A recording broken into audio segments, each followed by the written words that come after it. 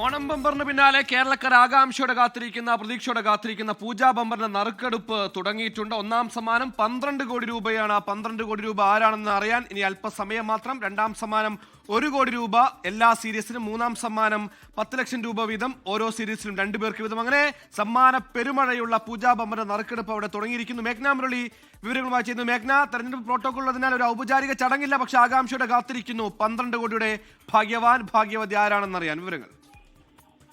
തീർച്ചയായും അതിൽ പ്രധാനമായും കേരള സംസ്ഥാന ഭാഗ്യക്കുറിയുടെ പൂജാ ബമ്പർ അത് 6 ലേഡുകളിൽ ഒന്നാം സമ്മാനം 12 കോടി രൂപയാണ്. ഓണം ബമ്പർ കഴിഞ്ഞാൽ കേരളത്തിലെ ഏറ്റവും വിലപിടിപ്പുള്ള ഏറ്റവും വലിയ സമ്മാന തുകയുള്ള മറ്റൊരു നറുക്കെടുപ്പിനാണ് ഇപ്പോൾ കാത്തിരിക്കുന്നത്. ഔപചാരികമായ ചടങ്ങുകൾ ഇത്തവണ ഇല്ല.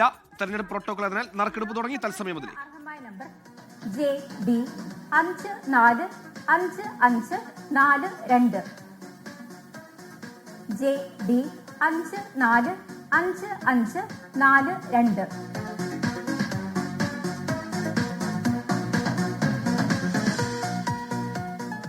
ഇതേ നമ്പറിലെ മറ്റു 4 പരമ്പരകൾക്കും സമാശ്വാസ സമ്മാനമായി 1 ലക്ഷം രൂപ വീതം ലഭിക്കും. ആദ്യ 4 ലക്ഷം രൂപയാണ് സമാശ്വാസ സമ്മാന തുക.